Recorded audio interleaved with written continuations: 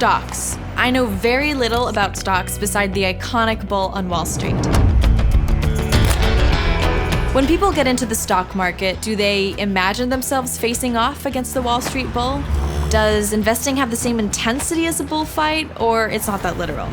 Well, what do people think about stocks? Do you know what a stock is? Yes. You invested at all in anything or No. Do you know anything about stocks? No, but I am trying to get into it. Not really. Buying low, selling high. Yeah, basic. I'd like to kind of learn more about it. Stocks? I don't understand how those work. No. I don't know a lot, but I do think I know probably more than I give myself credit for. You know more than I do. This is great. This is Your World on Money. A stock is an investment that represents a share or partial ownership of a company, meaning that a single share of a stock means having fractional ownership of a company in proportion to the total number of shares. From the company side of things, stocks are a way to give a company capital. So you probably want to know how this affects you and how to make money. I promise we'll get there, but first, cue the history lesson. The first modern stock trading was created in Amsterdam, when the Dutch East India Company became the first publicly traded company in 1602. The Dutch East India Company was established to take advantage of trade opportunities in the East Indies. But they had a problem. They needed a lot of money, and they didn't have it.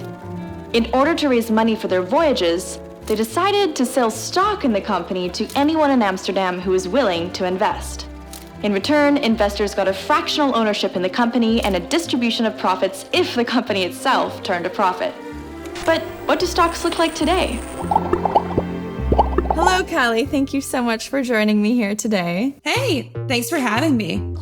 So, since you're the expert, on a very basic level, because I know nothing, what are stocks? A stock is ownership in a company that can be publicly or privately traded. Public companies can be traded on an exchange.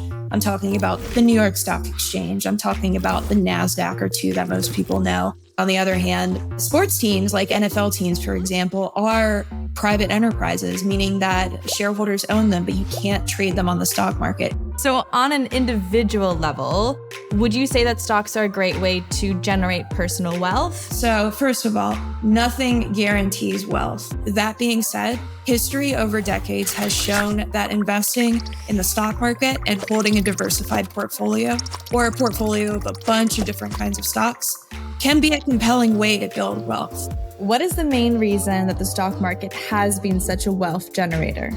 You end up making money through something that we call capital appreciation, which is basically where the company becomes more and more valuable over time. If you have $100 and you buy a stock that's $10 a share, then you're hoping if that share moves up to $20 over time and you sell it at $20, then you essentially have $200. It can work both ways too. You could buy 10 shares of a $10 stock and that stock's share price could go to zero as well, and you could lose all your money.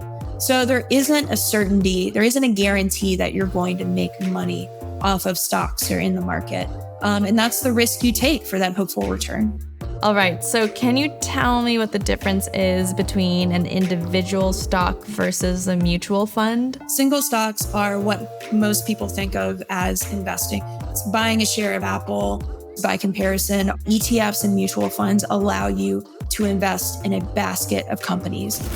An ETF trades on an exchange. It's like Apple, for example. It's just like a stock. You can see its prices during the day, change by the second. A mutual fund, however, doesn't necessarily trade. They are actively managed funds that allow you to invest in a basket of companies.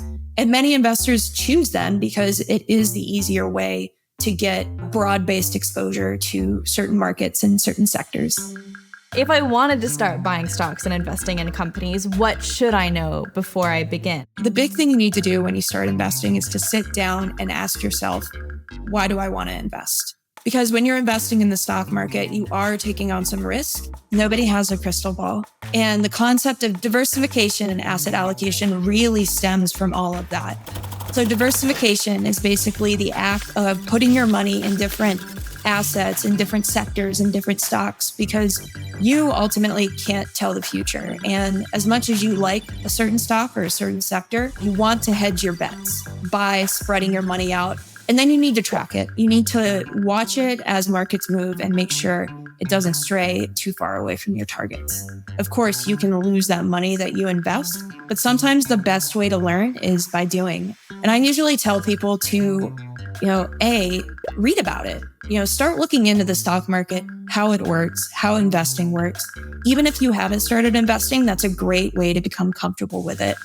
How do young people who don't have a lot of extra money to invest get started in buying a stock?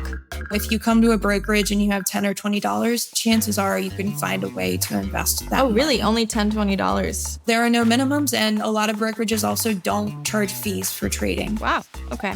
Even if it is just $15 or $20, staying engaged can lead to a nice portfolio value over time if you give it time and if you're willing to be patient. The real power of investing happens when you invest over time on a regular schedule and you increase the amount of money you invest as you can. Thank you so much, Callie. This has been a great interview and very informing. I really enjoyed speaking to the stocks expert and learning the value of investing early on. The stock market always felt really intimidating to me personally, and investing was reserved for my more mature friends who enjoyed staring at their computer screens all day. Now I realize that anybody can do it, especially with the help of professionals. While it will always be a risky game to play, investing can ultimately make a huge difference in one's finances, and you can start with any amount.